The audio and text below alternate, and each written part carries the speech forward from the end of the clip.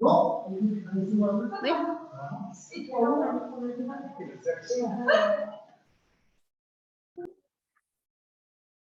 Voilà, coming in progress. À partir de maintenant, tout ce que vous direz sera résolu contre vous, puisque c'est enregistré. Ok, donc moi j'ai la lourde tâche aujourd'hui de vous parler de la psychoéducation, thème que j'aime beaucoup, puisque c'est quelque chose que je pratique depuis très longtemps, et d'un niveau pro, et que ce soit dans mon travail principal ou aujourd'hui dans mon activité libérale, et qui a été toujours un thème très cher à moi. Donc j'ai appelé ça du sachoir pour ceux qui croient. Donc, j'ai fait ça exprès, vous allez bien voir pourquoi, parce que je trouve qu'il y a un grand décalage entre ce qu'on croit savoir et le vrai savoir. Et généralement, ceux qui sachent le plus, c'est ceux qui croient le plus. Et généralement, le sachoir et le croivage, c'est pas mon ménage. Parce que ça crée une culture de fausse information qui est véhiculée à plusieurs niveaux. Donc, je me suis trituré la tête jusqu'à avant-hier, hein. Je fais PowerPoint dans mon TDAH chez un avant-hier, pour savoir la manière dont j'allais le présenter. Parce que, ça y est, j'arrive plus. Voilà. Parce que la psycho quoi, c'est compliqué. Voilà. Donc voilà. Donc je me suis dit comment j'allais vous le présenter. Donc je me suis dit qu'on va pas faire un PowerPoint super basique de base où on va s'ennuyer. On va jouer un peu avec des musiques pour interpréter différentes choses. Donc en fait, ouais, c'est presque un blind test, ouais. Donc voilà. Donc, je me suis amusé à trouver une série de sons.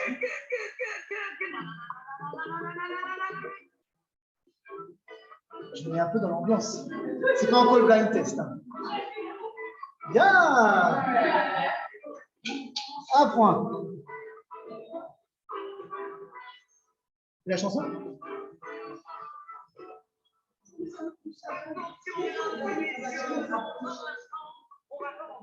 Exactement ça. Donc, on va jouer un petit peu. Donc, je vais vous emmener dans mon monde. Je me suis dit, ça fait des années que je me triture l'esprit à être dans le monde des autres. Aujourd'hui, pour parler de la psychoéducation, je vais vous entrer dans le mien. Donc, vous allez voir tous les petits personnages qui se baladent un peu dans ma tête. Et pour parler de psychoéducation. Donc, pour ça, nous avons notre ami Bob qui va s'affronter notre ami Homer, qui sont toujours dans ma tête. Donc, pour vous détailler un petit peu, on va partir un petit peu sur un petit peu d'histoire. Parce que mine de rien, je ne voulais pas rentrer dans des grandes définitions compliquées, parce que ça, vous allez sur Internet, sur Google, vous tapez psychoéducation, et tout le monde peut avoir des articles dessus, et si c'est pour redire ce qu'on peut dire, je ne vois pas l'intérêt. Donc, on va juste essayer de voir un petit peu d'où on part, et pourquoi on part de là, et où on en arrive aujourd'hui. Parce que mine de rien, ce concept-là de psychoéducation, il a mis du temps. Et il a mis du temps, et il est encore, même si on parle aujourd'hui d'éducation thérapeutique du patient, de psychoéducation, c'est des grands thèmes, mais qui ne sont pas toujours encore effectivement mis en place. Voilà. Donc on sera ensuite au niveau, j'ai scindé 4 parties. La psychoéducation au niveau de la personne, la psychoéducation au niveau de ses proches, la psychoéducation au niveau de partout.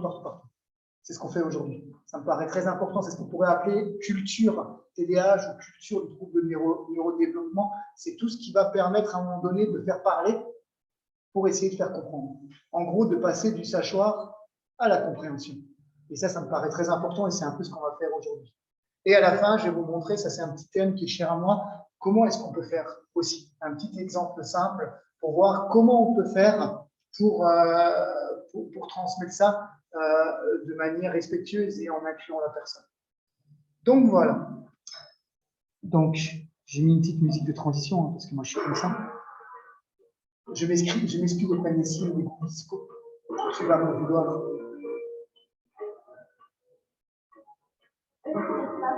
Bien.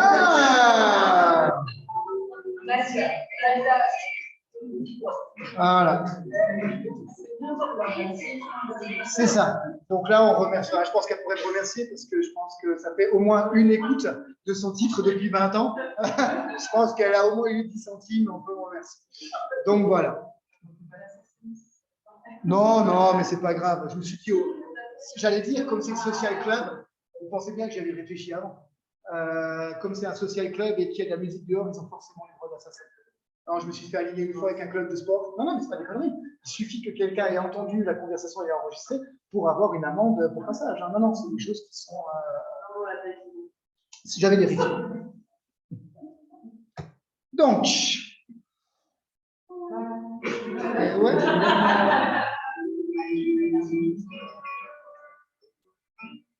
Je laisse la première minute. Hein. Tellement bonne. Vianney.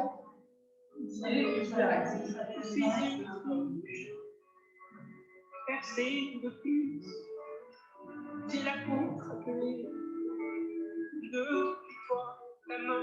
J'avance un peu pour avoir. Bien avant ta tristesse, tu me traquais, tu m'avais vu, tu m'as pris au collier.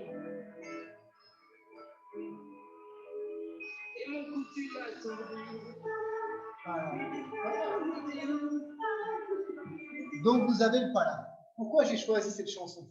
Ah, je sais que Nessie, t'es au bout de ta vie. Hein. Ouais, je m'en doutais. Donc, pourquoi j'ai choisi Vianney pas là? C'est pas anodin. Parce qu'au début, quand quelqu'un était pris en charge, il n'était pas là. On ne s'occupait pas de lui du tout. Je veux dire, à aucun moment au début de la prise en charge des personnes, on s'est demandé comment il vivait la chose, qu'est-ce qu'il voulait, comment il le percevait. Est-ce qu'on, enfin, c'était absolument, la personne était vraiment pas là.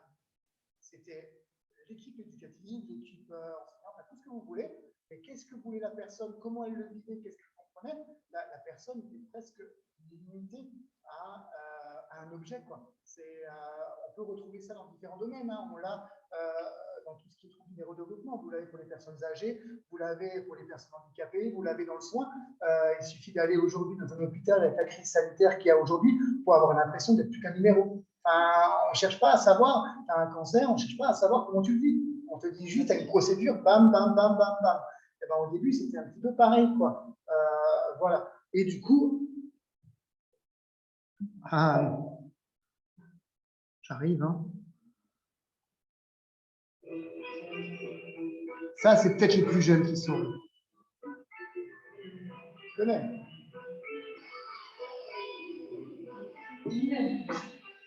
Plus français. Plus français. Très bien, prof.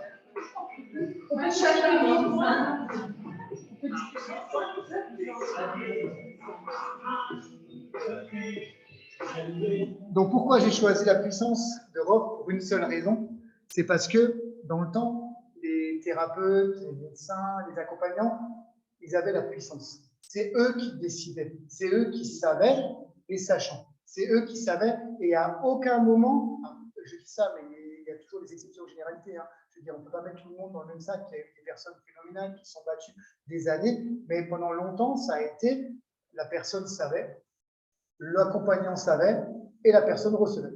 Ce n'était pas du tout du feedback. Hein. Ce n'était pas comment tu le sens, comment tu es, qu'est-ce que tu ressens. C'était non, nous on a étudié, on sait, donc tu fonctionnes comme ça. Voilà. Et on voit encore les dégâts que ça fait encore aujourd'hui. Moi, j'interviens aussi beaucoup dans le domaine de l'autisme, mais ça fait partie également de familles qui trouvent le neurodéveloppementaux, avec le nerf frigidaire, la faute des parents, c'est quelqu'un de mal éduqué, c'est vous auriez dû faire en tirant, on en parlait avant. Voilà, donc il y avait ces mots forts qui étaient posés en voie directe et avec toutes les conséquences que ça a pu avoir dans le temps et encore aujourd'hui. Parce que même si la situation, on verra, a changé quand même, il y a malheureusement encore des situations où ça se produit. Où la personne est un objet, on lui dit tu fonctionnes comme ça, comme ça, comme ça, comme ça, et du coup tu vas faire ça, ça, ça, ça, ça. Malheureusement, ça se voit encore, et c'est complètement à l'envers de la démarche de psychoéducation. Voilà. Donc on va faire un petit bond.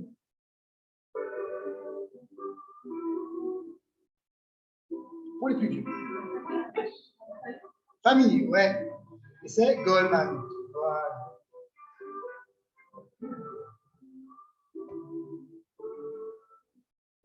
mais le silence, quand c'est à toi que je pense, je suis. Voilà. Donc en fait, les premiers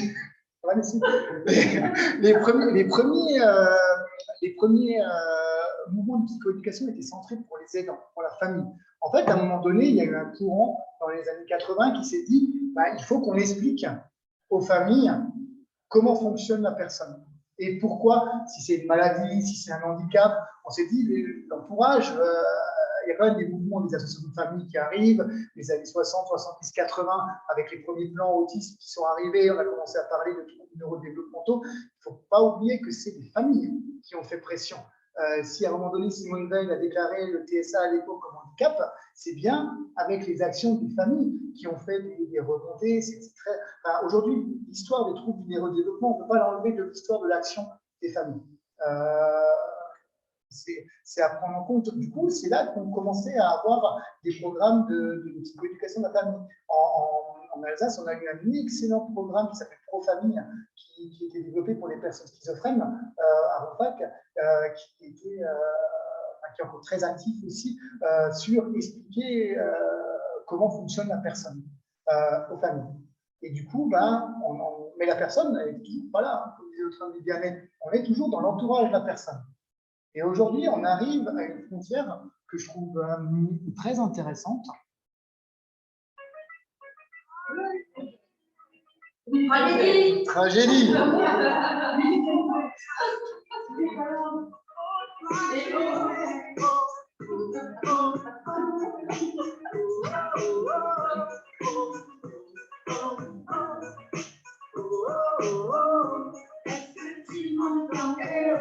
Voilà. Donc, ce grand mouvement musical très élaboré, juste pour dire que c'était une boutade pour dire qu'à un moment donné, la principale personne concernée, coucou, je suis là. Et du coup, il y a quand même des grands mouvements qui sont arrivés, notamment dans ce que je me suis formé, les thérapies cognitivo-comportementales avec la thérapie d'acceptation et d'engagement, qui ont remis la personne au centre. En gros, la personne, elle est actrice. Même si en France, on a des lois, hein, la loi de 2005, la personne qui est acteur de 2005, la personne est acteur de son parcours, acteur. Ouais, l'application, 20 ans après, elle est encore compliquée. Mais du coup, il y a tout un courant qui arrive pour dire plus que la personne va comprendre comment elle fonctionne, plus elle va pouvoir agir dessus. Enfin, la personne est ressentie comme acteur et du coup, l'accompagnement thérapeutique et éducatif devient une co-construction. On élabore avec la personne qui aujourd'hui, la parole de la personne prend sens. On a d'un côté les gens qui ont le savoir. Donc nous, on a bien compris comment on accompagne, on a l'expérience, le savoir, et la personne, elle a le savoir de sa vie. Elle peut exprimer, moi, dans ces situations-là, je fonctionne comme ça. Et du coup, ah oui, tiens, dans les troubles du neurodéveloppement, dans le TDAH, il y a ça. Ah ok, je me situe là-dedans. Et surtout, ça donne aussi le principe d'unicité. La personne est unique. Il n'y a pas une grande famille. Les critères diagnostiques, ils sont communs. Je veux dire, on les a dans l'autisme, on les a dans le trouble du neurodéveloppement, on les a dans le TDAH. Les médecins, le Dr Weibel vous l'a expliqué ce matin, ça se diagnostique de manière très précise. Mais après, chaque individu est unique et va l'exprimer d'une manière différente. Et cette personnalisation et cette co-construction permet d'avoir un accompagnement le plus sensé et le plus au cœur. Donc voilà. Donc ça, c'était un petit peu pour remettre un peu le contexte historique, entre guillemets, parce qu'aujourd'hui, on entend psychoéducation à tout va. Il faut faire de la psychoéducation, l'éducation thérapeutique du patient, il y a même des DU et tout ça. Alors, on a l'impression que c'est un état de fait. Il faut juste se rappeler que ce n'est pas un état de fait du tout. C'est quand même récent. Je vous parle des années 80, quoi. C'était il y a 40 ans, les années 2000, oui. Pour les dates maintenant, c'est cette année, on a des évaluations. Oui. Les patients en situation de handicap. Nous, on est formés cette année, mais les éducateurs et les handicap, pour les dates de l'année. Non, ça commence à rentrer dans les programmes de formation, complètement. Et c'est pour ça qu'il y a une grande mutation aussi des métiers d'accompagnement qui sont complètement reformés par rapport à ça, par rapport à l'autodétermination, par rapport à tout ça. Il y a des mutations dans les différents métiers. Les critères ont complètement changé et c'est une bonne chose. C'est juste très compliqué à mettre en place, encore. Parce que les habitudes, on a dans l'ongle, hein, je veux dire, quand un système fonctionne, il fonctionne. C'est un grand rouleau compresseur, le système, et il faut arriver à le faire bouger. Et ce n'est pas forcément le plus évident. Oh. Moi, je me bats avec mon téléphone.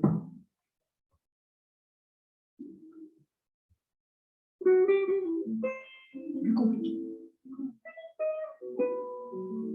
Je vais avancer un petit peu.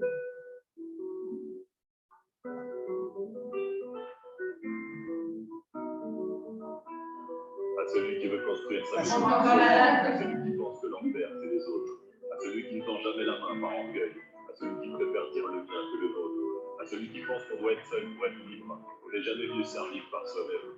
Moi, je dis que j'ai besoin des autres pour bien vivre. J'affiche l'esprit d'équipe comme un emblème. Tout seul, je vais vivre. Ensemble, on va loin. Donc là, j'ai choisi ensemble parce que c'était pour un peu conclure l'historique de la psychoéducation. C'est qu'aujourd'hui, le terme de co-construction prend sens. Parce qu'il n'est pas seulement construit avec la personne en termes objectifs, il est aussi construit avec la personne en tant qu'expert.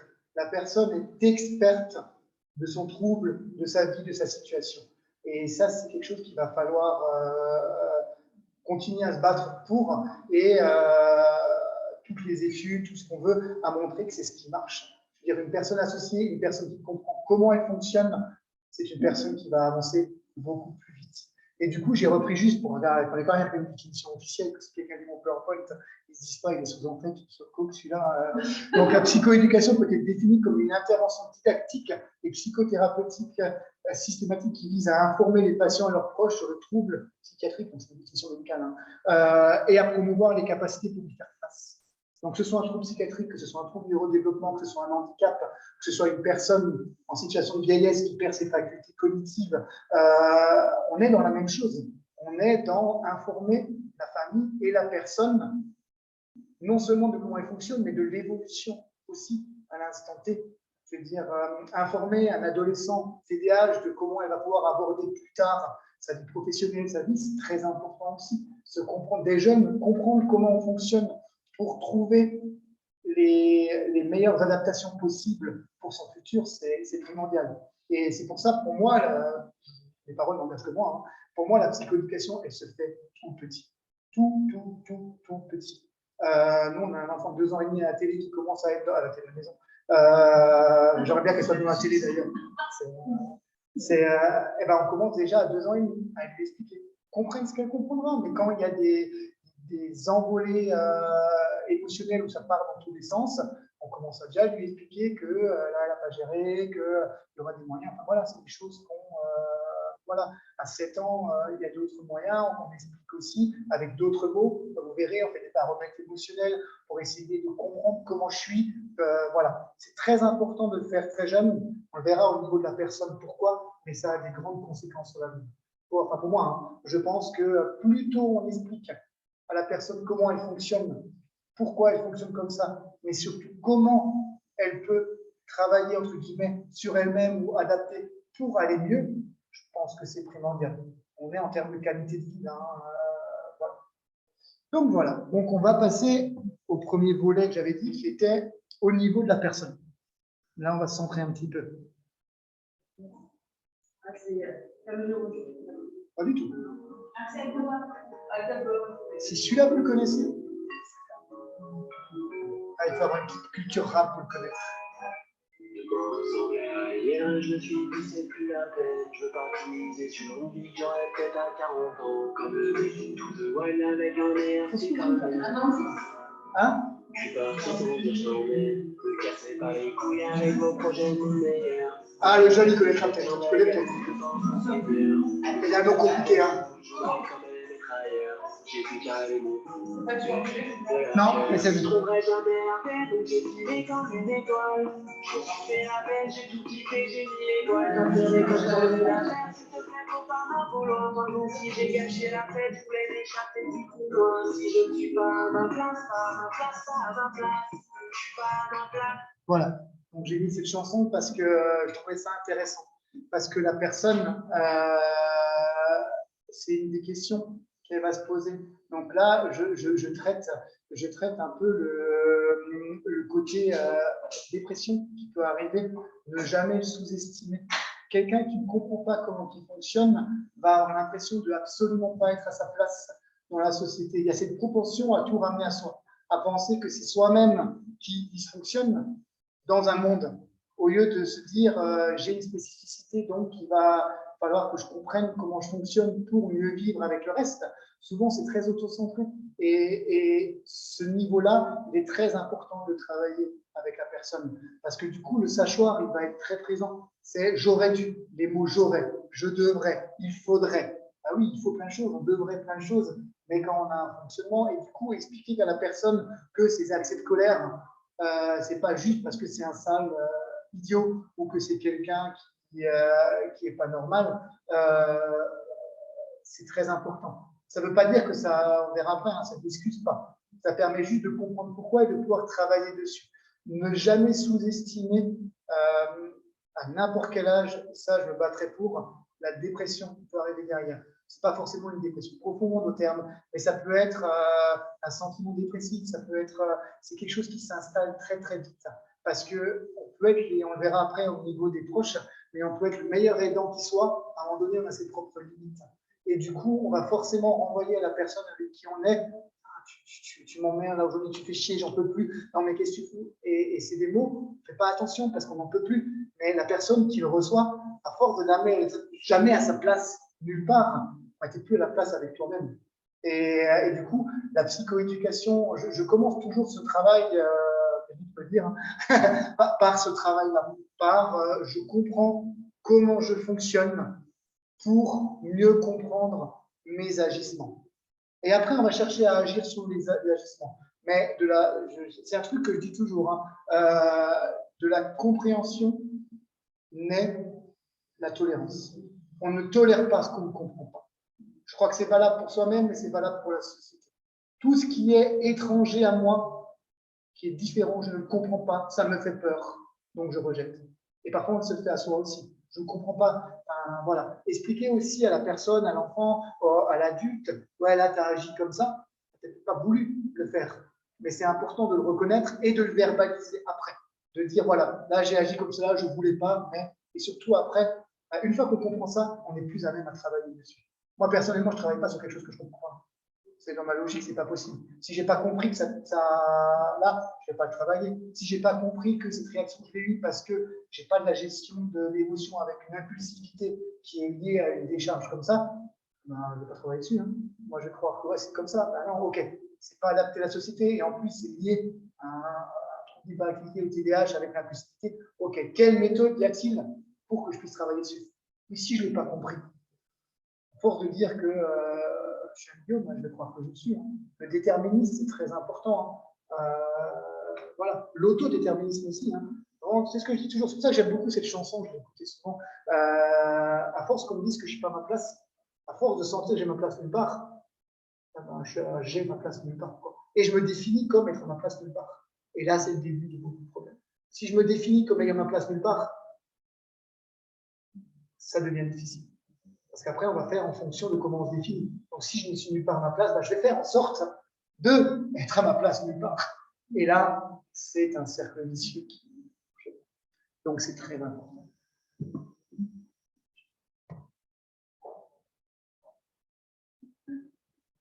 Allez, pas suite. Classique. Hein. Ça, c'était pour plomber un peu l'ambiance de l'après-midi. Voilà. Non, il y a pire. Voilà. Donc, tout le monde connaît, je suis malade. C'est très important, ça aussi. Il faut rappeler l'histoire des troubles du neurodéveloppement. Il n'y a encore pas si longtemps, le trouble du neurodéveloppement était classé comme un trouble psychiatrique, mais comme une maladie. On parlait de troubles désintégratifs de l'enfance, on parlait de syndrome dissociatif, de schizophrénie. Il y a plein de mots qui étaient dits. Donc, dans l'inconscient collectif, la personne qui reçoit un diagnostic, puis c'est un diagnostic médical. C'est quand même un peu ambivalent. Je reçois un diagnostic médical d'un médecin, mais ce n'est pas une maladie, c'est un handicap. Ça peut être mal perçu. Donc les gens, inconsciemment, ils ont l'impression d'être malades. Quand on est malade, on cherche à guérir. Et voilà. Donc ça, c'est aussi un point de psychoéducation d'expliquer. Et les gens ont besoin de comprendre. Moi, je donne les cours que j'ai reçus. Quand la commission est là des personnes, je leur donne les cours. Bah, tiens, regarde, là, c'est les liens, là, c'est le trouble de développement, là, il y a une super chaîne que j'utilise tout le temps quand j'ai des personnes qui viennent me voir le TDAH et la gestion. C'est l'Université du Québec qui a fait des petits trucs de 3 minutes sur le TDAH. Il y a, je crois, 7 vidéos de 3 minutes qui expliquent tout, qui est génial. Mais ils expliquent ça de manière, ils ne sont pas allés dans du simplicisme, ils sont allés dans la dopamine, le cerveau, comment il fonctionne, comment on traite, et c'est vraiment très très bien fait. Et moi, je donne aux personnes. Voilà. Voilà pourquoi c'est un handicap. Voilà comment le cerveau il fonctionne et comment on accompagne la chose. Je veux dire, c'est pas une maladie. Parce que les gens, beaucoup de gens, j'ai des gens qui m'écrivent, mais ouais, mais donnez-moi les moyens de me guérir. Guérir de quoi? Voilà, ça c'est important. Et ça s'accompagne de la découverte du handicap. Je veux dire, le TDAH est officiellement reconnu comme un handicap. Du coup, quand tu reçois le diagnostic de TDAH, tu bascules dans le merveilleux monde des personnes handicapées. C'est pas grave, mais on s'en sort bien. Non, mais ce que je veux dire, c'est que c'est pas anodin. Ça aussi, c'est de la psychoéducation. C'est quoi être handicapé? C'est quoi avoir un handicap? C'est des mots qui sont lourds de sens dans la société et qu'il faut accompagner. C'est très important d'accompagner. Moi, je reprends souvent ce que c'est un handicap. Voilà, moi, j'ai eu un accident de travail avec un abus, j'ai dû maîtriser, on m'a arraché le genou, je ne cours plus comme avant. C'est une situation handicapante. J'ai une opération qui a fait que j'aurais plus jamais la même amplitude que dans le temps. C'est aussi un handicap. Voilà. Donc, dans la psychoéducation, c'est un travail qui prend énormément de temps. Beaucoup de gens me disent, mais donnez-moi les moyens de faire disparaître ça. Alors, oui, je ne suis pas magicien. Est-ce que la psychoéducation d'un enfant, est-ce que par les parents ou Après, c'est parfois difficile dans la neurotypie de distinguer l'affect. Je pense que ça doit être fait par les deux, à deux niveaux et ensemble. Ça peut être fait par les parents, parce que le parent comprend très bien comment fonctionne son enfant, n'a peut-être pas les mots dessus, mais peut comprendre certaines situations. Et ça peut être fait par un professionnel, parce que c'est quelqu'un d'extérieur à la famille, il n'y a pas d'enjeu. Pour l'enfant, il plaira à papa, il plaira à maman. Et ça peut être fait avec les deux. Parfois, les parents ont aussi besoin d'un support et d'une aide. Voilà. On le verra après dans la partie des aidants. Mais c'est...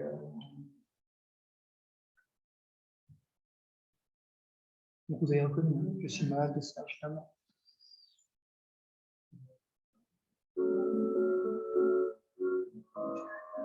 Elle est jolie cette chanson aussi.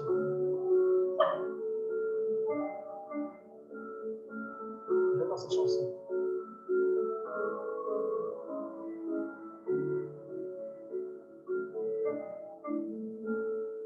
Sur ma bouche, les arguments et les baisers. Julien Doré, oui. Avec j'en ai mis du temps. Élie Despréto.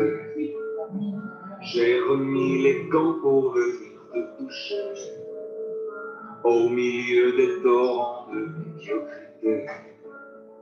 Si la pluie s'installe bien sur mon oreiller, j'ai la larme fatale mais j'ai rien oublié. Tu sais, tout est incertain et tout est dispersé. J'ai vendu mon âme avant de négocier. Oh, elle est pas belle la vie. Donc ça, c'est l'autre point que j'ai un peu abordé avant. Quand on a sa place nulle part, quand on découvre qu'on a un handicap, elle n'est pas belle la vie, quoi. Je veux dire, je pense que chacun qui a pu avoir un diagnostic comme ça un jour, après il y a un travail de résilience qui est fait, il y a tout, mais sur le coup, c'est ce que je dis, vous basculez dans un autre monde.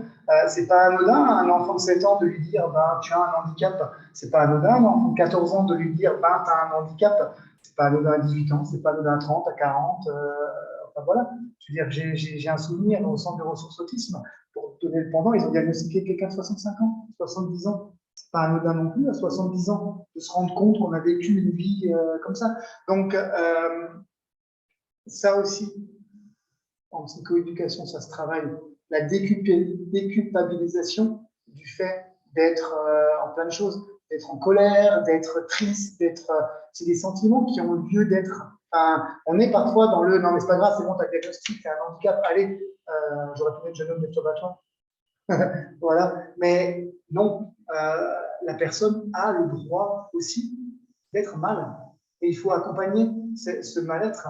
Je veux dire, on fera le pendant après pour les accompagnants, les aidants, et c'est la même chose. La famille et tout, elle se prend aussi dans la tête. Hein. Et ça, c'est valable pour les troubles du développement, c'est valable pour les personnes âgées, c'est valable dans n'importe quel handicap. Hein. Je veux dire, à un moment donné, tu bascules dans une autre réalité, où tu sais que ta vie ne sera plus jamais la même qu'avant. Ça ne veut pas dire qu'elle sera moins bien. Ça veut juste dire qu'elle prend un autre chemin. Et tous ces questionnements-là, en psychoéducation, il faut l'aborder avec la personne. Voilà. Parce que souvent, moi, j'ai beaucoup de mal avec la psychoéducation positive, à l'excès. Moi, j'aime bien la psychoéducation réaliste. Voilà. C'est bien de dire à quelqu'un qui a perdu ses deux mains, c'est pas grave, moi, je peux faire du stop. Non, mais on peut toujours trouver du positif dans quelque chose, mais sur le moment, c'est dur. Et ça s'accompagne. On vit sa peine, on vit sa douleur, on vit son chagrin, et après, on passe à autre chose. C'est le propre de la résilience, de passer à autre chose. Et je pense que c'est très important de l'aborder avec les personnes, parce que c'est des choses souvent et la famille et les professionnels, ils ont du mal à aborder, parce qu'on a envie que tout aille bien. On veut que ça aille bien pour la personne, on veut qu'elle aille bien, mais il y a des moments où ça ne va pas bien. Et les gens ont le droit d'être pas bien, c'est pas grave, il faut qu'ils le vivent. La colère, la tristesse, c'est des émotions qu'il faut vivre et qu'il faut prendre à plein corps, parce que sinon elles sont refoulées. Et si elles sont refoulées, ça va péter un moment. Et c'est très important de l'accompagner. Je m'excuse déjà.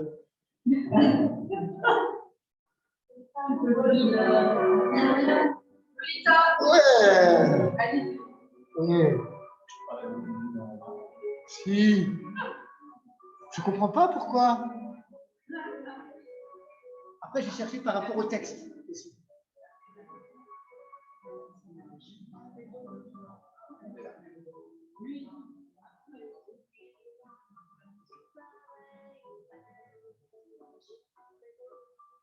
Donc, vous avez tous trouvé, hein. C'est la jolie Alizée. Pourquoi j'ai mis ça? C'est tout ça. Parce que parfois, c'est aussi à accompagner ça. Après la tristesse, après la colère, il y a parfois, quand on découvre un handicap, on peut se cacher derrière. C'est pas ma faute. Hein. Je suis impulsif, je défonce les gens, je suis tête en l'air, je vais dans tous les sens, je ne peux pas bouger, c'est pas ma faute. Moi, j'ai un TDAH. Il ne faut pas que le handicap devienne une excuse. Ça, c'est aussi des choses qu'il faut aborder en psychoéducation, parce que, on va dire, c'est presque un processus qui se fait dans la foulée. C'est-à-dire, je souffre tellement que, à un moment donné, on revient, je ne suis pas à ma place nulle part, eh ben, du coup, c'est pas ma faute. Hein. Non, je dis souvent aux gens que je m'accompagne, les TND, c'est 2% de la population, hein, à peu près. On va dire, allez, on monte à 5 maintenant. En vrai, 5, allez, mais même, c'est illusoire de demander à 95% de la population de s'adapter à 5%. C'est juste une réalité factuelle. On ne peut pas demander à un monde qui fonctionne de s'adapter. Vous avez 200 000 gamins qui sont capables de rester 7 heures assis sur une chaise et ça ne dérange personne. C'est pas pour 100 gamins qu'on va. C'est juste une réalité qu'il faut tenir en tête. On va faire évoluer des choses, mais le chemin, il est à la frontière des choses, quoi. Il faut trouver une rencontre sans opposition, pour moi, sans revendication non plus, parce que ça n'amènera à rien. Je pense qu'il faut bien être au clair avec ça. J'ai aussi ma responsabilité dans mon comportement, même si elle est liée à un handicap que je ne maîtrise pas toujours. C'est quand même moi qui l'ai fait. Ça ne veut pas dire qu'il faut que je m'autoflagelle, hein. Attention, on ne va pas dans l'autre extrême. Mais j'ai déjà vu, y a des gens dans les troubles neurodéveloppement qui vont trop loin pour moi.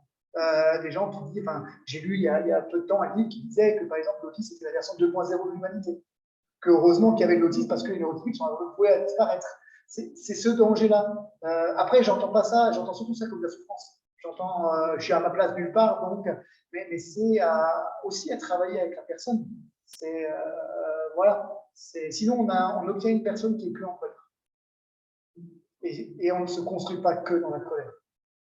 Malheureusement, ça fait parfois avancer, c'est une solution à court terme, parce que ça fait parfois déplacer des montagnes, mais ce n'est pas une valeur saine, la colère. Parce qu'à un moment donné, ça bouffe. On se laisse bouffer par notre propre colère. Il faut parfois essayer d'accompagner la personne d'aller vers d'autres. La psychoéducation, c'est ça. Quand je dis la psychoéducation partout, moi je pense, j'en reste persuadé, que c'est à force de faire des trucs comme aujourd'hui, c'est à force qu'on va faire des interventions télévisées sur une journée, ou toi sur France 5, moi sur France 2, c'est à un moment donné comme ça qu'on va toucher. Là encore, j'ai eu un truc, ma grand-mère vous a vu un truc, c'est comme ça qu'on va faire changer les choses. C'est en essayant de faire comprendre ce que c'est. Je martèle toujours, les gens n'aiment pas ceux qui ne comprennent pas et le rejettent. C'est mathématique. Et en plus, on touche des choses qui sont sociétalement. Je veux dire, en TDAH, dans le temps, les gamins, ils ne devaient pas bouger une chaise. Vous avez 3 trempes, quoi. Je veux dire, une trempe du père, de la mère, de la grand-mère, et voir le curé qui te met encore en face et en mettre une. Donc, on n'est pas dans les mêmes paradigmes aujourd'hui. Mais il y a encore cette pression de un gamin qui bouge, c'est un gamin mal élevé. Donc, voilà. Mais ça, c'est l'inconscient qu'on verra après dans la chose.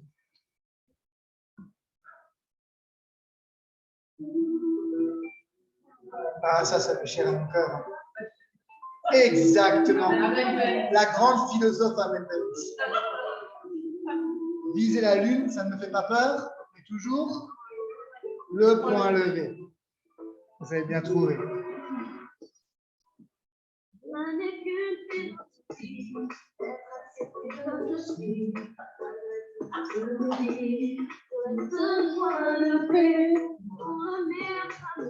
Voilà.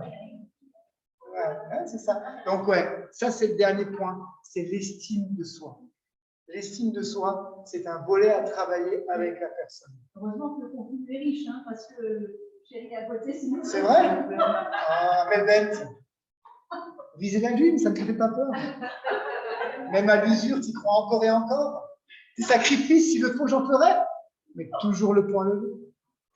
Non, c'est juste. Ouais.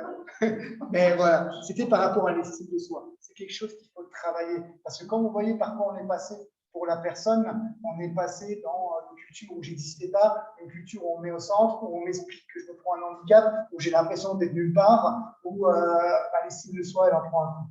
J'ai rarement croisé des personnes dont on m'était accompagné où l'estime de soi n'a pas pris un choc. Et ça, dans tous les âges.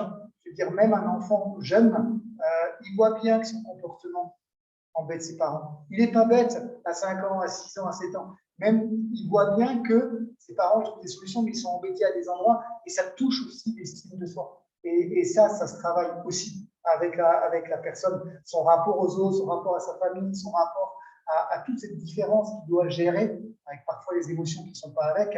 Et du coup, l'estime de soi, c'est un travail qui doit être au cœur de la psychoéducation. On ne peut pas se construire en voyant tout ce qu'on vient de passer là, en termes de handicap, en termes de reconnaissance, en termes de place, sainement si on ne travaille pas l'estime de soi. Et c'est la base de tout. Hein. L'estime de soi, au-dessus, il y a la confiance en soi, et au-dessus, il y a l'affirmation de soi. Ne jamais demander à quelqu'un de s'affirmer s'il n'a pas d'estime de soi. Ça ne marchera pas. On ne peut pas s'affirmer si on n'a pas confiance en soi. Et on ne peut pas avoir confiance en soi si on n'a pas d'estime de soi. C'est mathématique. Donc, faire le biais d'aller directement dans l'affirmation, c'est juste mettre la personne en situation d'échec chronique. Une personne qui n'a pas d'estime de soi, ce n'est pas quelqu'un qui peut s'affirmer. Ou alors, il va s'affirmer de manière dysfonctionnelle. En se forçant, en allant dans la confrontation, voilà, ça peut masquer un trouble d'anxiété sociale. Ou l'évitement social peut aussi être un comportement violent verbalement pour que je ne vais plus dans ces situations-là. Donc, faire très attention à tout ça. C'est très important parce que ça peut avoir des conséquences sur tout ça. Estime de soi, je le martèle, mais comme disait Charles, c'est important. Charles Martel, je suis le seul à avoir compris. Ouais, Charles Martel, ouais. C'est ça. Chaque jour, il faut s'y faire. C'est pas non plus Gaëtan Roussel. Revient toujours la colère. Chaque jour,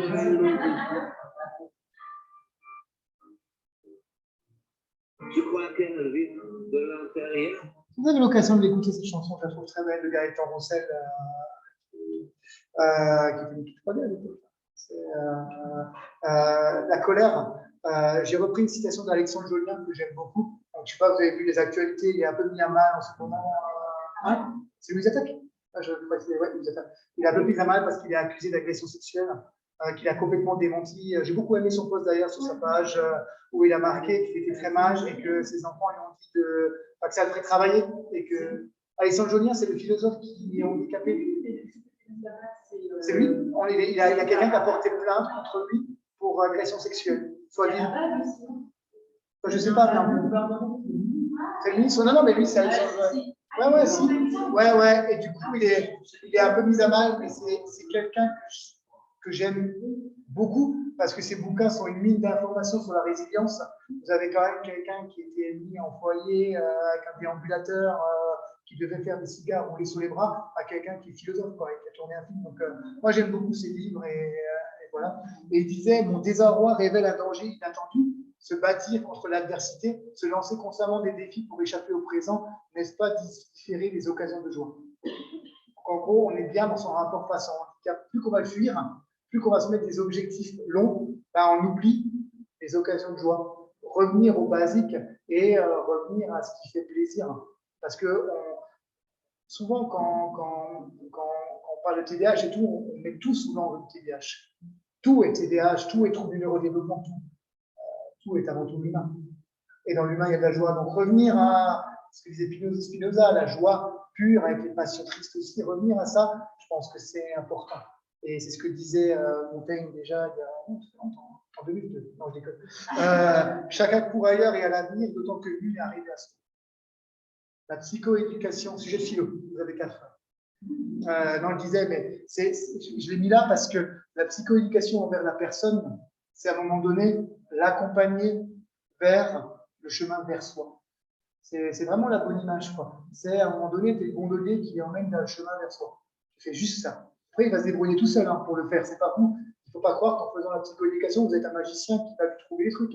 Non, vous allez juste lui donner le chemin. Vous êtes le GPS qui dit, mais après, c'est lui qui va rouler. Et encore heureux, parce que c'est lui qui est acteur. Et il ira dans la direction qu'il faut. Et ça, c'est bien.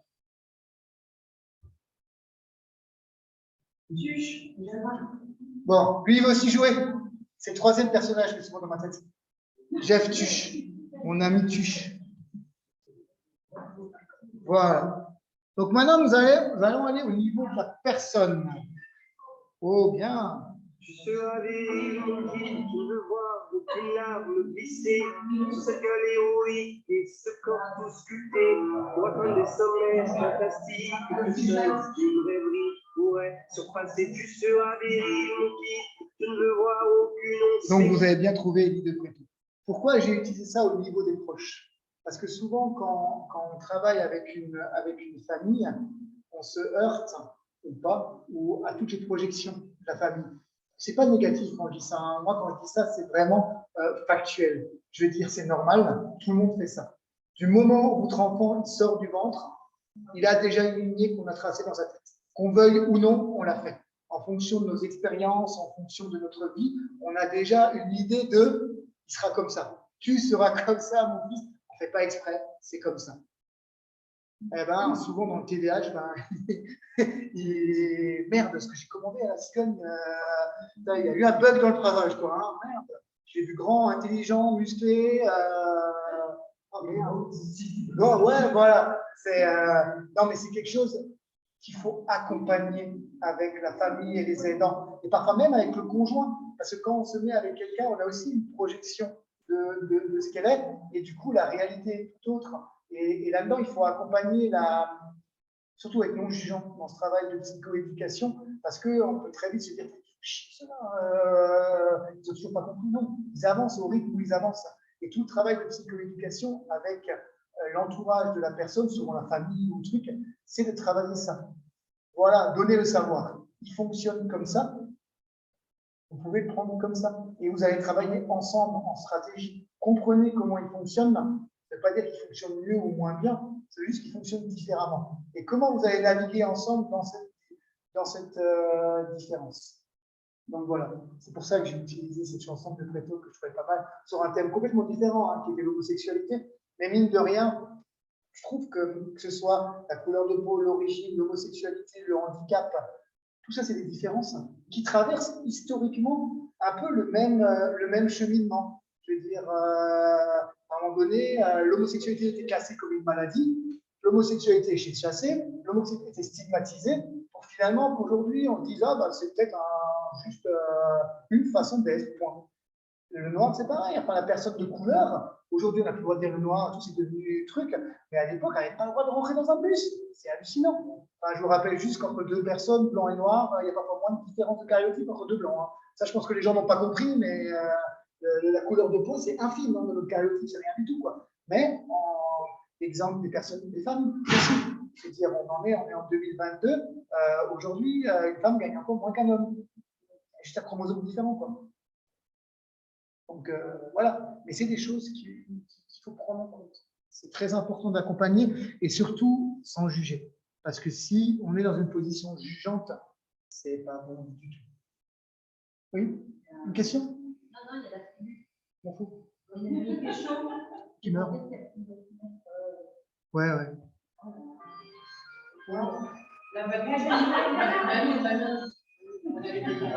Hein? Dana, voilà. Ah, je suis allé chercher loin. Hein. Donc, vous avez bien trouvé. Donc, c'est bien attribué de Dana. Sur les plaines de la Bretagne armoricaine, les sont ma famille, c'est mon domaine. Hakim, le petit forgeron est venu me chercher. Dédicace à Hakim, forgeron. Ouais, voilà. Ça fait toujours rire quand j'ai un restaurateur ou un serveur s'appelle Hakim. À chaque fois, je lui demande si c'est un forgeron, mais il ne comprend pas tous. Ouais, donc ça, j'ai choisi ça parce que j'espère être digne de la tribu de Dana. Je veux dire, quand vous travaillez en psychoéducation avec une famille, avec des proches, vous venez dans un environnement qui est une tribu déjà constituée, qui a son histoire, qui a son vécu ensemble. Vous êtes un truc. Donc, si vous faites de la psychoéducation avec une famille, on fait avec toute son histoire, son vécu. Je veux dire, les origines de la famille changent aussi. On ne va pas faire la même éducation à une famille qui vient d'Afrique centrale qu'une famille norvégienne, qu'une famille marseillaise ou corse.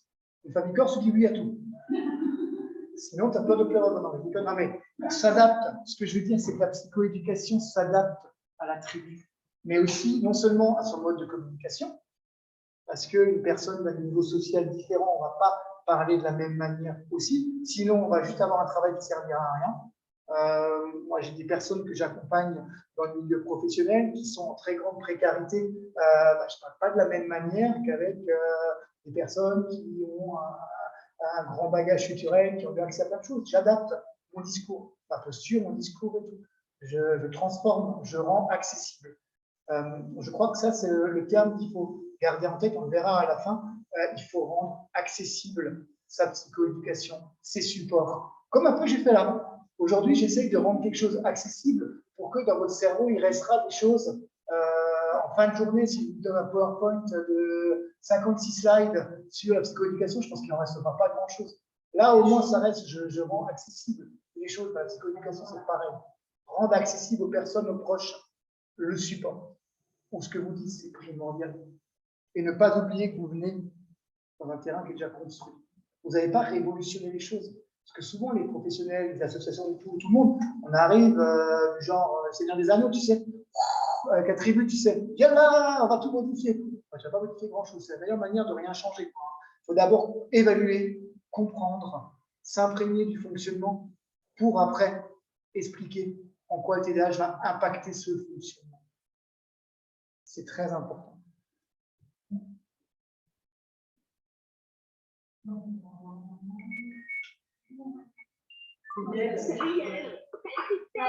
Par la main.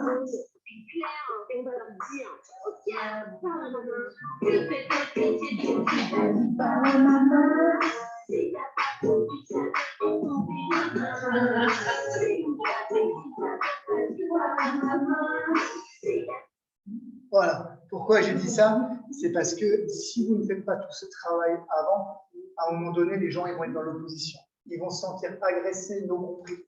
Et du coup, ben, vas-y, par la malin, quoi. Je veux dire, tu vas arriver, tu vas avoir le meilleur programme de psychoéducation du monde. S'il n'est pas adapté, s'il n'est pas cohérent et s'il n'est pas respectueux de la personne et de son entourage, surtout, vous n'obtenez rien. Vous allez juste être à l'opposition.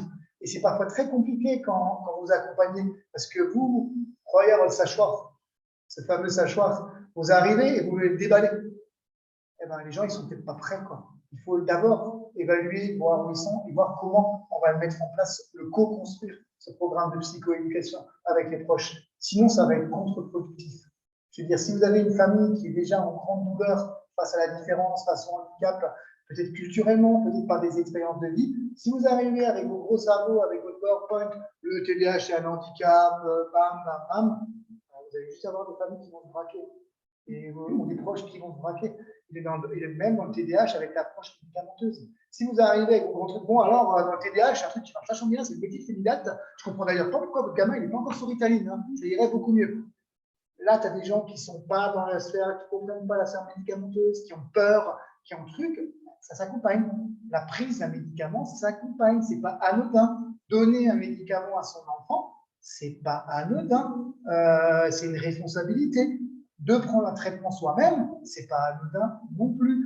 Donc, si on y va comme des bourrins, non, on explique. Tous les vidéos que j'ai dit, on explique ce que c'est le TDAH dans le cerveau. On explique. Il y a un film que j'aime beaucoup qui s'appelle Philadelphia. Et Thomas, parce que mon avocat, il disait toujours expliquez-moi ça comme si j'étais un enfant de 5 ans. Cette phrase, je l'ai gardée en tête. C'est pour ça qu'on dit oui, mais tout le monde n'a pas accès aux dopamine. Ce n'est pas les gens qui ne sont pas accès, c'est toi qui n'as pas su leur expliquer. Il faut s'adapter à la personne. C'est-à-dire, si tu es capable de l'expliquer à un enfant de 5 ans, il peut comprendre. Et tout le monde comprendra. C'est la personne qui va animer la psychoéducation qui doit la rendre accessible. On doit pouvoir expliquer pourquoi, dans certains cas, le méthylphénidate peut être une aide, hein, et pas droguer son enfant, mais il faut l'expliquer. Souvent, ça arrive trop. Bon, vous avez un TDAH, on va voir la médicamentation. Il en va de même pour. Ça va plus loin, ça peut aller jusqu'à des tutelles. Il en va de même pour des tutelles. Je veux dire, quand la personne a parfois trop de dispersion dans le TDAH, il y a aussi parfois l'impulsivité qui fait que les comptes sont mal gérés, avec des achats compulsifs quand c'est très très grave. Souvent, les professionnels arrivent, bon, il faudrait penser à mettre sous tutelle. Waouh, c'est une privation de droit. Ce l'est. C'est quoi une tutelle? Il y a quelqu'un qui m'aide à décider pour moi. Enfin, une curatelle. Une tutelle, c'est il y a quelqu'un qui décide pour moi. C'est une privation de droit. Remettons des noms sur des noms. Ça ne sert à rien de dire non, mais ce n'est pas grand-chose. Si, c'est énorme. Mais maintenant, pourquoi on la met, on suggère ça? Et pourquoi on en est arrivé là? Ah ben, c'est sûr. Bien sûr. C'est ça. Et les personnes qui ont, souvent, c'est de la famille, se sentent responsables. Et je ne vous dis pas, il a fallu un petit peu resserrer les tutelles parce qu'il y avait des abus. Donc aujourd'hui, tes parents d'un enfant, tu as une tutelle, tu dois justifier tout ce que tu achètes. Pour les parents, c'est super compliqué. On dit, je n'ai pas arnaqué mon gamin. Oui, mais d'autres l'ont fait. Donc malheureusement, moi je ne suis pas dangereux sur la route, oui, mais il y a des règles parce que d'autres le font enfin. C'est toujours le ratio, mais ça s'explique. Sinon, on a des gens qui vont se braquer et c'est bon.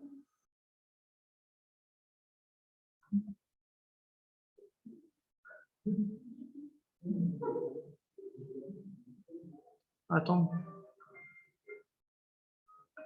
Du coup, je sais parce que j'avais mes notes et en fait, je ne vois pas mes notes du PowerPoint en dessous. Tu sais? Tu arrives à voir les notes? Attends, juste me mettre pour. Ah ouais, c'est bien ce que je me disais. J'ai bugué sur un truc.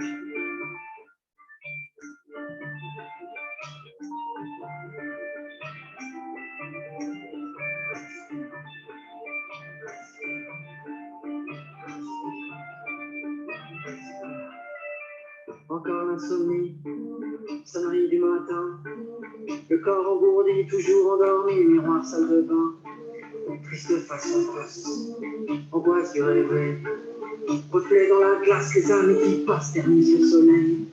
Au flash d'impôts, les crises, le chômage, la fonte des glaces, les particules fines, courir après l'heure, les rames bondées, les passants regardent, la vie c'est l'usine, hamster sans sa roue. Chaque gros, faire la queue partout, on la gueule partout, la vie c'est au bout. T'as le souffle court, respire, rien n'est ainsi, inspire, le ciel de... C'est un artiste qui s'appelle Gaël Faye. Mais j'aimais bien. Ouais, aussi, ouais. Que j'aime bien parce que.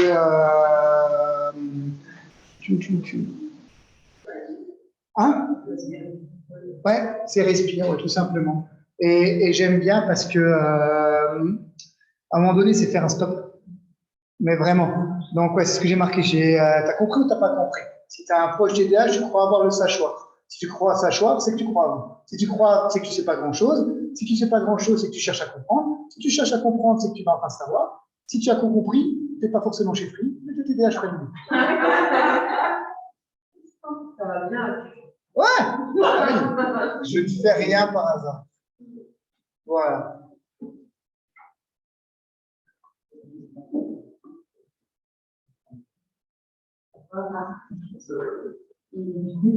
Et là, il joue aussi. C'est la quatrième personne qui est dans ma tête. Voilà. Adrienne, c'est le nom de ma fille. Ah oui. Ah oui? Ah oui, il y a pas une sorte de tatouage qui se passe. Ah oui, oui, si je... Ouais, c'est le nom de ma fille.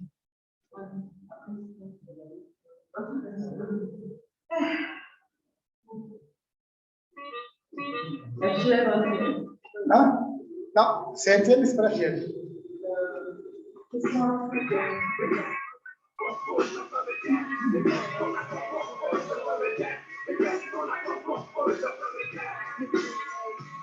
Les années passent, mon cœur bouge toujours, ça passe plus. Depuis tu tombes, encore moins vite, passe plus. Et c'est à l'équilibre de l'homme. Non, personne ici qui Donc ça, j'ai mis pour qualifier au niveau de tout, partout.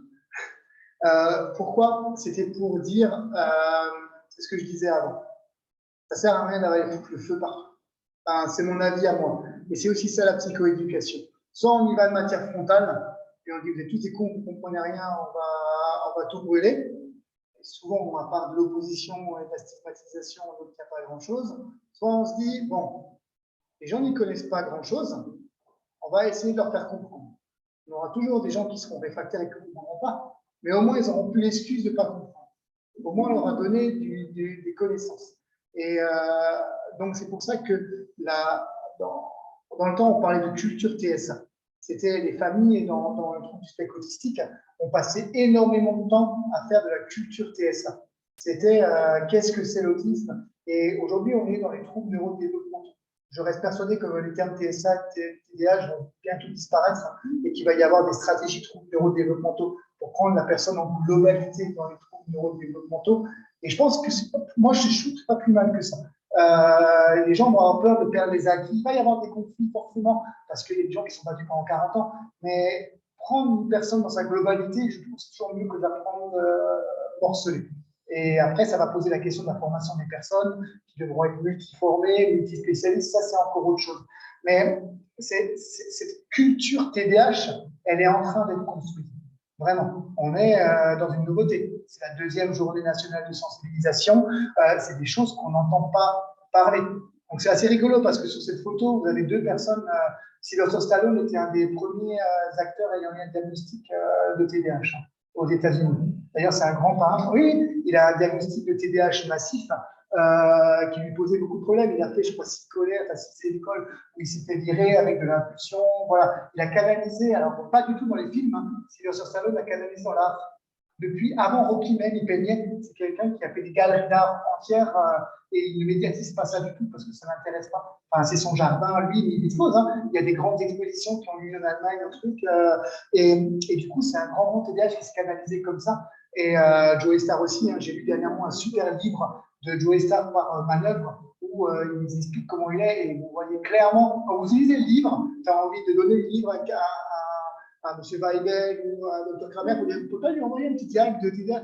L'impulsivité, la non-gestion des émotions, le rapport aux drogues, à l'alcool, les idées qui fusent, peut dormir. Enfin, vous avez le profil même d'un TDAH. Voilà. Hein? Ah bah il avait un père qui l'a battu, hein. Ouais, complètement, bien sûr, ça a alimenté. Mais tu vois aussi un père pas prêt à ça, avec une culture pas prêt à ça.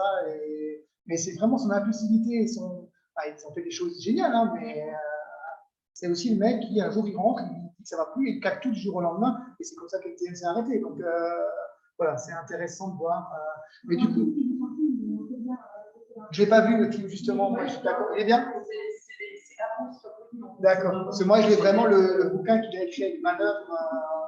Ouais. Mais du coup, vous voyez aussi comment des choses médiatisées peuvent prendre un impact. L'histoire du singe, par exemple. En fait, tout le monde a, dans l'inconscient collectif, c'est un mec qui maltraite. Non, il avait juste son collègue de chambre qui avait acheté un singe, qui bousillait tout partout, qui mordait, qui arrachait parce qu'il n'y avait rien à foutre dans un appartement. Il y a un journaliste qui était là, et le singe, il a balancé un truc, il a juste fait poussé comme ça un truc d'impulsivité, et on l'a mis classé comme tous les assistants d'animaux et aller contre. Voilà. Il écrit très bien dans le bouquin, je trouve, c'est chouette. Mais voilà, donc je pense que le côté frontal ne marchera pas. C'est à part avoir de l'opposition en face. C'est comme un film américain historique, si vous l'avez vu. La haine attire la haine, et à un moment donné, ça ne marchera pas. Il faut conscientiser. Je pense que c'est la base. C'est difficile aussi, hein, quand tu as l'impression de parler à des fois sur une bien sûr. Ah non, mais tout le travail de psychoéducation de partout, et là, bien sûr, la colère, elle t'en va vouloir. Je veux dire, à un moment donné, quand tu te bats personnellement, collectivement et tout, et que tout est lent, c'est dur. Ce qui est dur, je trouve, doublement et malheureusement, c'est quand tu as un gamin avec un dégage, on fait toi-même. Bien sûr. Avec un dégage. Oui. Alors là, quand même, c'est double peine. Bien sûr.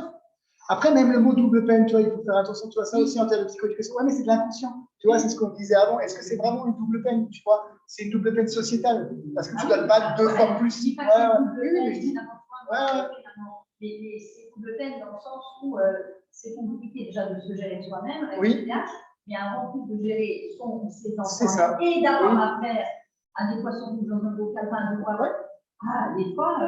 En même temps, je reviens sur un truc tout con, hein, aller en fauteuil roulant à Strasbourg, regardez comment vous avez accès. On en est encore là. Enfin, c'est pour ça que je dis, dans le handicap, même le basique avec un fauteuil, c'est pas encore adapté. Donc, un handicap invisible qu'on ne comprend pas. Et on a encore de longues années devant nous de travail de psychoéducation, hein, j'en reste persuadé. Hein.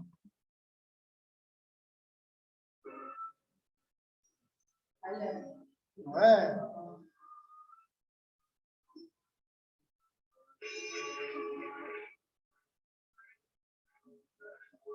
Tout le monde aura reconnu Ayam. C'est marqué. Hein? C'est quoi? Ouais, c'est honneur, ouais.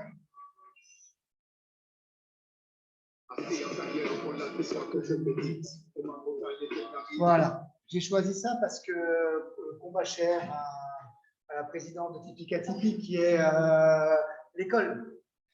Là aussi, c'est un long travail de psychoéducation parce que c'est un rouleau compresseur éducation nationale qui a dû faire face à une modification complète de ce qu'on leur demande, non accompagné, parce que il faut aussi s'en rendre compte que ce n'est pas accompagné du tout.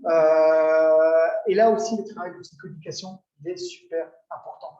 Je le fais parfois en libéral. Parfois, je ne dis pas ces personnes dépendantes, mais parfois, il suffit d'aller voir une maîtresse, une directrice d'un truc pour expliquer, arriver à voir, pour dire voilà, non, c'est pas que des enfants turbulents, regardez ce que c'est, et on reprend la même chose que pour la personne, c'est un handicap, ça se manifeste comme ça, il y a ça. Et du coup, c'est un long travail, c'est long, c'est usant, et c'est fatigant parce qu'il y a un grand turnover aussi. Vous le faites à une maîtresse, elle change l'année prochaine, vous recommencez, la directrice part, parce que mine de rien, aujourd'hui, la directrice d'une école, il faut être maso. Hein.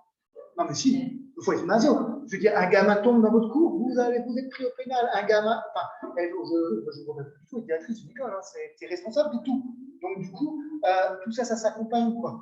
On est dans des parents, on voit la chose, ce qui est normal, on veut avoir accès à tout pour nos enfants malgré les difficultés. De l'autre côté, tu as une directrice qui dit merde, si le gamin il a un truc comme ça, il monte sur un truc qui tombe, c'est moi qui prends. Donc on va être dans ce qu'on appelle la gestion du risque. Et la psychoéducation au niveau de l'école n'est ni plus ni moins que de la gestion du risque contrôlé. Comment je vais accompagner l'école à gérer le risque de prendre en charge un enfant atteint d'un TDAH, avec un TDAH, même si ça devrait être un état de fait. Ça, c'est dans le monde des bisounours. Ce n'est pas un état de fait. Et donc après, ça, c'est dans le texte. Oui, voilà, c'est dans les textes. Dans les textes, l'école doit être inclusive. Oui, mais quand la prof a 30 élèves tout seul, elle n'a pas le temps de décharger émotionnellement un gamin qui va avoir une envolée émotionnelle ou une impulsivité. Elle en a 29 autres, quoi. Voilà. Et parfois, il y a des gens qui font plein d'efforts. Enfin, moi, j'ai déjà vu des instituts phénoménales pour que ça marche. Il y en a d'autres qui sont des têtes de nœud. Et ça, j'allais dire, c'est comme partout, quoi. Au jour là-bas, après, je sors en voiture, je pose mon téléphone, je me fais arrêter par les flics. Il y en a un qui va me dire, ouais, vous avez fait quoi? J'ai fait une conférence et tout. Voilà, j'ai juste posé. Ok, allez-y. Et t'as l'autre qui va te mettre directement 3 points en jouant le matador. Limite, j'ai volé la Banque de France avec le casque. C'est personne dépendant. Et c'est ça, en fait, qui ne marche pas pour l'instant. C'est que dans les grandes machines comme l'éducation nationale ou autres, c'est personne dépendant. On ne donne pas les moyens encore collectifs. Là, moi, je parle en haut, hein, de pouvoir prendre en charge correctement. C'est souvent des initiatives individuelles avec beaucoup d'énergie et de. Voilà. Donc là aussi, la psychoéducation dans le milieu de l'éducation nationale, elle est super importante. Ça commence, hein. Ça... Mais en même temps, parce que c'est pas utopique, dans le sens où on peut être parent d'enfants atypiques, on va avoir des bons 2 ou 3, c'est difficile de gérer entre le discute, le ton, le discours. On est agacé, mais comme je disais, quand on a 30, il y a peut-être 2 ou 3 qui sont dans le lot, qui fonctionnent à peu près en manière normale. C'est compliqué. Comment vous pouvez faire les enseignants? C'est une question de moyens. C'est une question de moyens aussi, effectivement, mais là, on n'est pas au niveau de l'école. Hein. Non, mais c'est ça, je parlais d'un point. C'est ça. Après, c'est à différents niveaux. Je veux dire, déjà, quand lui comprend mieux les besoins, tu peux, oui, c'est un peu utopique, mais quand tu comprends mieux les besoins, tu peux un peu les anticiper. Donc, tu descends au niveau des trucs, et après, effectivement, c'est au niveau d'en haut. À un moment donné, il faudra avoir plus d'aide, jusqu'à plus petite, mais c'est valable pour chaque gamin. Hein. Je vais dire, dans certains pays, quand les gamins n'ont que classe au matin et que l'après-midi, c'est que du culturel, du sport, de la nature et tout, il y a moins de problèmes. Ça va dépendre de la culture. Et où? Voilà, c'est ça. Ouais. C'est ça. C'est ça. Ouais, mais on en revient à de la co-construction. Je reviens à mon truc du départ, c'est qu'il faut co-construire. Alors, dans les textes officiels, c'est noté d'ailleurs. Hein. Oui, oui, mais c'est ce qui est noté en théorie. C'est ça. Dans le texte aujourd'hui, on parle de co-construction, de coéducation, de psychoéducation, et les parents, normalement, ont une place à l'école. Et là, je rajouterais une période compliquée post-crise sanitaire où tous les secteurs, que ce soit l'hôpital, que ce soit la psychiatrie, que ce soit l'éducation nationale, est en grande difficulté. Je veux dire, les professionnels de l'accompagnement aujourd'hui sont dans le dur, vraiment. Et j'ai rarement vu dans le dur autant dans tous les domaines, que ce soit hospitalier, que ce soit éducatif, médico-social. Aujourd'hui, c'est compliqué. Il y a tout un pan de professionnels qui sont partis, qui se sont dit, ben moi, pour ce qu'on paye et pour la dureté des trucs, je ne reste pas. C'est une réalité. C'est très difficile de recruter aujourd'hui. Vous ne trouvez plus. Moi, ce que je rajouterais, c'est que rien n'est joué. Parce qu'on peut aller, dans mon cas, je suis allée jusqu'à déscolariser mes enfants, mais finalement, j'ai pu avoir des personnes qui ont fait une orientation vers un dispositif adapté. Ça fait que je peux rescolariser mes enfants. Mais il ne faut pas rester sur la défensive, c'est sur l'humain aussi. Hein. Mais tout ça demande des moyens. Je rejoins ce dispositif adapté. C'est des personnes qui sont battues pour des financements, pour. Enfin voilà, c'est compliqué. C'est heureusement qu'il reste encore des personnes qui se battent et qui ont cette envie, mais il faut le porter, quoi. Aujourd'hui, créer un dispositif, c'est compliqué. Complètement, on est d'accord. Hein, c'est le point de vue. Non, mais je suis entièrement d'accord. C'est tout le point de vue de la psychoéducation. C'est déjà leur expliquer. Exactement. Et c'est pour ça que j'ai appelé ça de partout, partout, partout. Je pense que plus qu'on en parle, mieux c'est. Moi, je suis pas du tout, c'est pas du tout mon truc, hein, les codes couleurs, les rubans, les trucs, je n'ai jamais compris à quoi ça servait, à part faire joli sur le truc. Mais ça a une utilité. Ça a une utilité de faire connaître. Si aujourd'hui quelqu'un voit un ruban orange, il va peut-être chercher, et du coup, il va s'informer. Ça a une utilité de faire connaître. Comme l'était à l'époque le ruban rouge pour le SIDAction, ça avait une vertu de faire chercher les gens. Donc ça a cette vertu-là. C'est très important.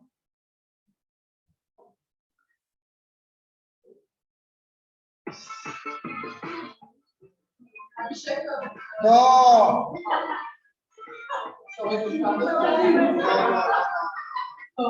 Non.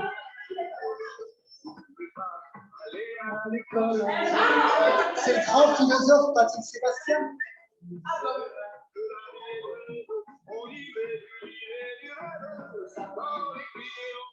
C'est les serviettes.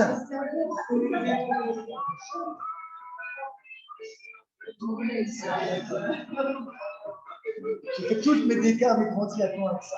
Patrick Sébastien. Ouais, c'est chouette, c'est chouette.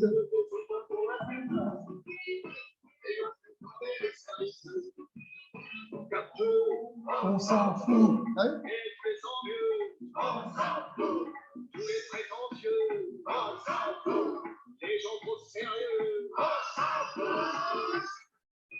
Voilà. J'ai dit cette minute, c'est dans le tout partout, j'ai mis ça parce que parfois il faut prendre un peu de recul. C'est très important. C'est aussi le tout partout, c'est aussi de prendre un peu de recul par rapport à tout ça. Parfois, il faut s'en foutre. Enfin, quand tu es en difficulté personnelle, que l'entourage est en difficulté, il y a une sorte aussi j'aime pas le mot victimisation, mais c'est de voir tout ce qui est négatif, parce que tu es tellement dans le dur que tu as tendance à voir tout ce qui est difficile. Et du coup, à un moment donné, la psychoéducation, c'est aussi apprendre à la personne, à ses proches, à s'en foutre. C'est pas grave. Si à un moment donné, tu as été dans un endroit et que les autres ont dit « Ah, purée, tu as été au resto, ton gamin, il a un peu démonté la table, comme ça nous arrive quasiment à toute une sortie, et que tu as deux vieux à côté qui regardent pour ça, tatoué, ils n'ont pas élevé leur gamin. Hein. » Qu'est-ce qu'on s'en fout? Ces deux vieux grincheux coincés dans leur vie qui font une remarque. Enfin, à un moment donné, c'est ça, il faut aussi prendre accompagner les gens à prendre cette distance-là. Oui, ils pensent ce qu'ils veulent. On ne pourra jamais empêcher les gens de penser. Ils pensent ce qu'ils veulent. Et tant mieux.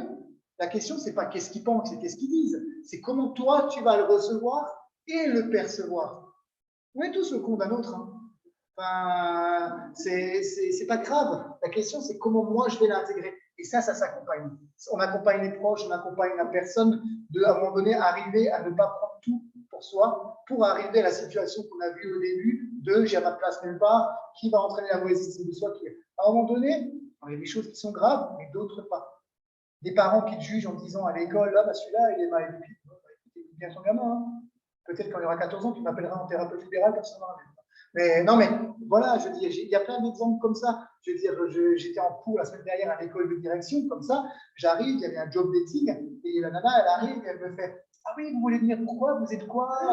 Aide médico-psychologique? Vous êtes technicien et tout? Je dis ah, je suis en CAPTES. Là, il y a un blanc. La nana me regarde. Je dis ouais, j'ai pas trop la tête de l'emploi, mais je suis quand même dedans, et puis j'ai réussi mes premiers examens. Enfin, voilà. Mais dans ce cas-là, soit tu te dis, ça m'a beaucoup fait rire d'ailleurs, soit tu te dis, mon Dieu, regarde, je suis encore stigmatisé, mon Dieu, soit tu te dis, c'est drôle. Enfin, moi, je trouve ça même drôle, quoi. Je veux dire, voilà, une fois, je me suis pris pareil, j'allais à l'école, il y a un mec qui m'a presque renversé, il m'a gueulé dessus comme un bœuf, et il me dit, oh, toi, le livreur. Parce qu'en fait, je venais en vélo, j'avais le sac, tu sais, les sacs imperméables, parce que quand il pleut, le mec, il m'a pris pour le livreur Uber Eats. Écoute, tant mieux. Enfin, je m'en fous, quoi.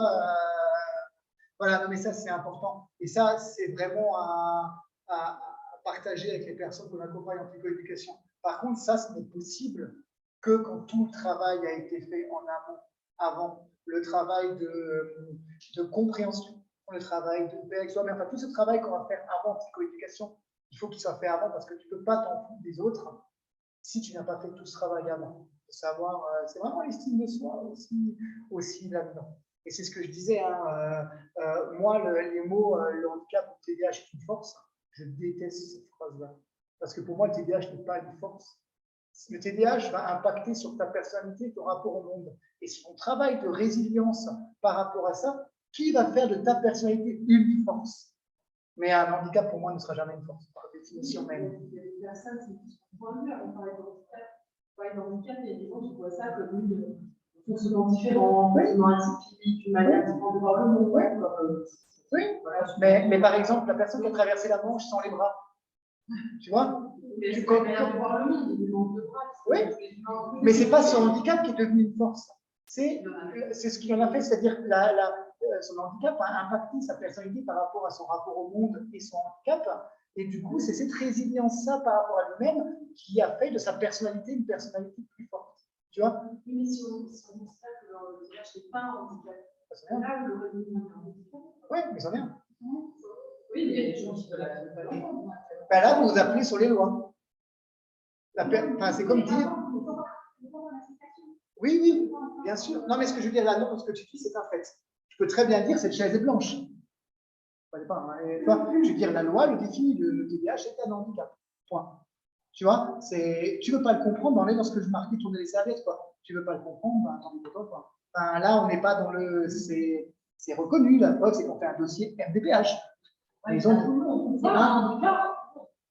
Il y a des gens qui ne vivent pas comme un handicap. Mais ça reste un. Tu vois, il y a des gens qui la surdité ne le prennent pas comme un handicap, par exemple. Mais ça vient. Moi, je parle justement très factuellement. Je veux dire, il y a des gens qui ont un TDAH, le savent peut-être même pas, ils sont hyperactifs, tous les symptômes, mais leur vie est adaptée à ce qu'ils sont, donc pour le coup, c'est plus un handicap. Parce qu'ils se placent entrepreneurs. Oui, mais de manière. Mais ils font pas mal, alors que pour eux, on va passer comme un handicap. Fonctionne un peu pas comme tout le monde. Je suis d'accord, mais est-ce qu'un handicap est forcément aller mal? Tu vois ce que je veux dire dans le raisonnement? Je veux dire. Quand on cherche le diagnostic, c'est pour ma femme. On ne cherche pas un diagnostic. Pas forcément. Je veux dire, non. C'est parfois tu veux juste comprendre, tu vois. Mais au-delà de ce débat-là. Parce que je ne cherche pas une solution, mais c'est un problème. Parce que pour moi, il n'y a pas de problème. Non, on cherche d'abord à la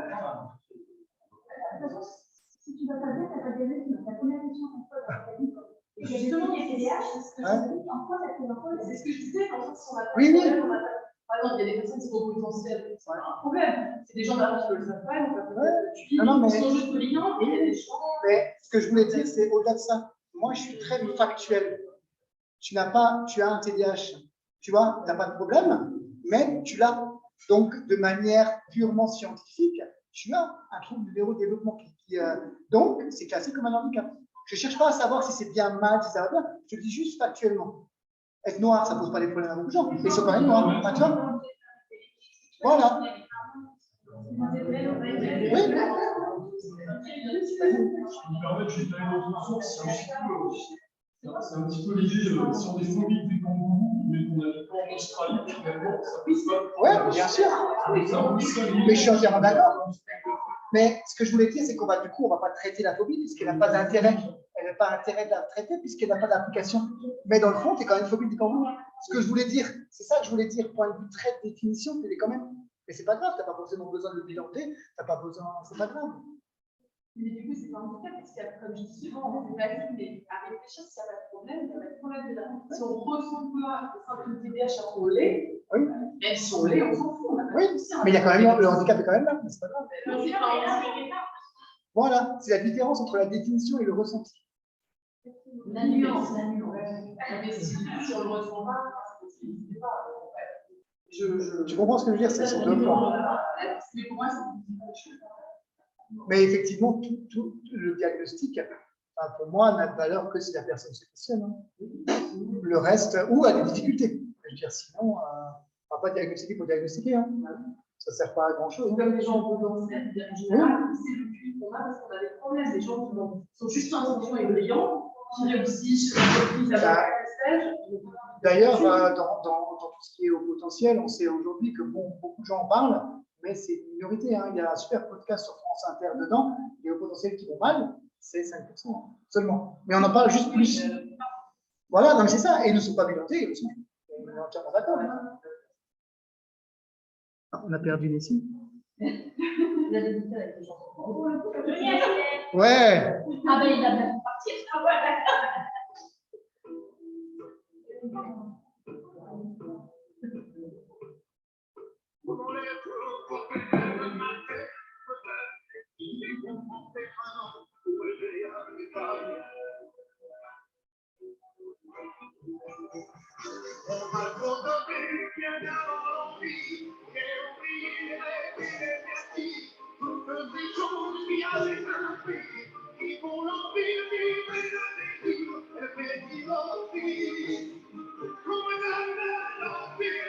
Ouais.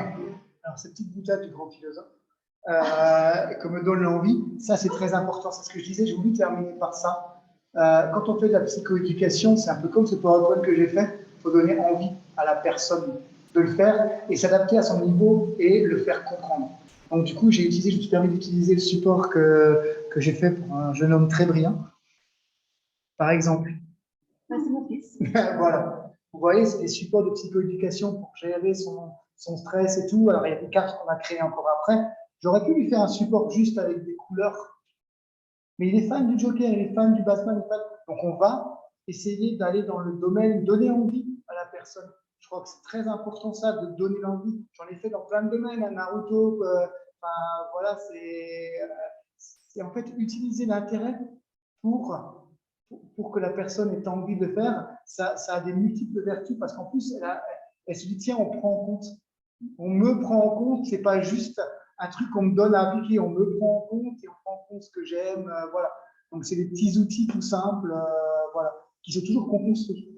Et je peux témoigner que c'est allé au point qu'il avait pendant 2 ans une phobie très importante de prise de sang, de vaccin. Et Mathieu, avec son accompagnement, a réussi à lui faire la prise de sang. Alors que pendant 2 ans, c'était rien qu'en parler, il tremblait. C'était vraiment une. Mais du coup, on a fait un PowerPoint dans l'univers de Batman. Batman qui a besoin de se soigner parce qu'il a été mis à mal par le Joker. Mais du coup, l'épouvantail l'avait traumatisé par rapport aux piqûres. Mais la Justice League venait l'aider parce qu'il faut. Et du coup, ça a déjà été comme ça. On croit en toi, l'estime de soi. On revient à tout ça en psychoéducation. On reconnaît le traumatisme. C'est pas arrête de faire ton cinéma, vas-y. C'est OK, tu as vécu un traumatisme, on le reconnaît. Comment on va pouvoir faire ensemble pour. On n'impose rien, on fait. Ça a duré 1h30. Mais sa prise de sang, il l'a fait. Je passais par le modeling, on m'a piqué moi sans prise de sang pour montrer, ok, je ne t'arnaque pas, regarde, je t'ai dit que ça faisait pas mal, eh ben regarde, je le fais, je vais bien, je sais que c'est difficile, et du coup, on a réussi. Et du coup, c'est une victoire, et puis on renforce après, mais il faut aller chercher la personne où elle est. C'est très important.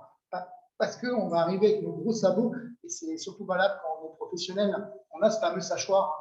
Et quel que soit le niveau, si on arrive avec un gros sabot, ça ne marche pas. Le savoir, il se partage. Et il se partage de manière au même niveau, en fait. C'est OK, tu vas m'expliquer comment tu fonctionnes. Moi, j'ai des données, j'ai appris. Donc, on va mettre en lien les deux. Toi, tu fonctionnes comme ça, moi, je vais un peu t'expliquer comment. Et peut-être que toi, tu vas me faire comprendre des trucs aussi. Moi, en 5 ans d'équipe mobile autisme, les gens que j'ai accompagnés m'ont appris. Mais autant que ce que j'ai appris dans les livres ou pas, j'ai rencontré des personnes formidables qui m'ont appris des manières de fonctionner, des trucs que j'aurais même pas pensé. Je veux dire, pour vous dire, là, il y a un jeune homme autiste qu'on connaissait, il était super bien avec Joanie, il avait beaucoup plus de problèmes avec moi. Moi, je suis allé le voir, je dis, écoute, je sens qu'il y a quelque chose de tendu, explique-moi ce que c'est. Est-ce que j'ai fait quelque chose de mal ou pas, ou peut-être qu'il ne convient pas, c'est pas grave. Il m'a dit, non, c'est ton tatouage. C'est noir, je ne sais pas ce qu'il y a en dessous, ça m'angoisse. OK, j'ai retrouvé des photos de moi plus jeune, où ce qu'il y avait en dessous, je dis, regarde, ça c'est plein de tatouages que j'avais fait en vrac, c'était pas joli, j'ai recouvert. Je dis, bon, c'était bien. Parce que, est-ce que ce qu'il y a en dessous, c'est dangereux? Enfin, qu'est-ce qu'il a à cacher? C'est sa question dans sa tête, c'était qu'avait-il à cacher en faisant ça? Mais comme il y a un TSA, il ne va pas me le demander directement, donc il prend la distance. Donc on a creusé. OK, écoute, je vais te montrer des photos de moi avant ce que c'était. Et du coup, j'ai cassé un peu cette distance-là. Voilà, regarde, pas justement. Mais voilà, c'est ça aussi. C'est jongler avec. C'est ça, exactement. Pour reprendre un peu par rapport à la question de tout à l'heure sur la psychoéducation faite par les parents, moi, j'avais fait avec une formation que j'ai fait, une éducation personnalisée par rapport à mes enfants. Et pourtant, il y a beaucoup de notions que j'en avais déjà apprises qui ont été acceptées et bien comprises, ils ont avancé, mes enfants, par l'accompagnement par Mathieu. Parce que c'est la distance du professionnel, c'est d'autres choses. C'est ce qu'on disait, c'est ce qu'on disait, c'est co-construit. Oui, voilà, c'est la tierce personne professionnelle ou pas, j'allais dire ça. Voilà, c'est ça. Mais il sait aussi, ce jeune homme sait aussi que je suis avec ses parents. Donc, ce n'est pas quelque chose de privé, ce n'est pas caché, on est là ensemble et on construit tous ensemble. On est tous là dans la même optique, améliorer sa qualité de vie. Point. C'est juste ça. Du moment où il a compris ça et que c'est sincère, je pense que ça c'est important. Il faut que ce soit sincère parce que si c'est arrivé en disant moi je veux juste améliorer ta qualité de vie, mais que tu ne le penses pas, ça ne marchera pas. Je ne l'ai pas encore donné, mais Jacques a donné. de la part de mon fils, justement. Je ne l'ai pas encore donné, mais j'ai justement un cadeau de la part de mon fils, parce qu'il était très reconnaissant. Donc, ensemble, passons du sachoir au savoir et tournons le cou aux croyances. Ouais, c'est très important de tourner le cou aux croyances. Donc, on a tous nos amis qui sont là.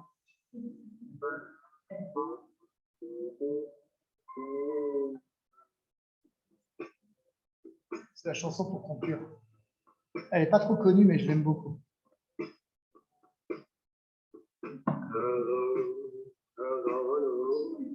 Souffle sur le pays, relâche le monde.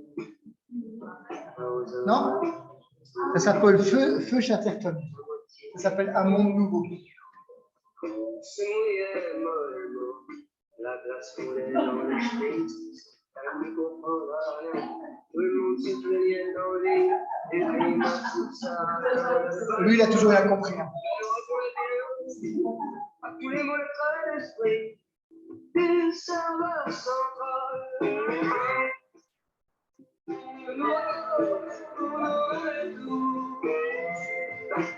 C'était la petite note de fin de truc pour dire que voilà, la psychoéducation, c'est que tout est à construire. Et on est en train de le construire. Des journées comme aujourd'hui, ça participe à cette construction-là. Dans tout ce qui est... rien que parler de psychoéducation, ça fait déjà changer les choses. Parce qu'il y a peut-être des personnes qui ne vont pas y penser et qui vont se dire « Ah, l'autre teubé, là, il a fait un truc, ça peut peut-être servir. » On s'en fout. C'est là où je disais « On s'en fout, on fait tourner les serviettes. » C'est qu'il faut juste que ce soit perçu et essayer que ça fasse changer les choses. Et c'est cool si ça fait changer les choses. Le reste, voilà. On est dans une période de changement. Elle est claire et elle va arriver. Et voilà. Je ne sais pas vers où, mais en tout cas, ça change. Ça. Et quand? Non, mais ça va être une période compliquée, hein, parce qu'on n'a jamais été autant dans la diversité, mais on n'a jamais été aussi clivant, je trouve, dans notre société. Mais c'est valable dans tous les domaines, hein, que ce soit littéraire. On n'a jamais autant vu de personnes LGBTQ+, le truc, et en même temps, on n'a jamais autant vu de méchanceté à l'encontre. Enfin, on est dans une période bizarre. Je ne sais pas où on va aller, mais je pense qu'il faut la construire en expliquant. Je pense qu'il faut vraiment expliquer. Donc voilà.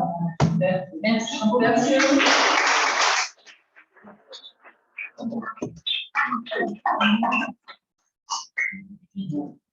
Bon, je vais aller vous chercher ma femme. Ah ben, alors après, il y a des questions là dans le haut. Non. T'as dit il y a un peu. C'est ça. Des questions? Non, merci. Non, oui. Après, on est à 27, il va y avoir le timing, on va se faire virer.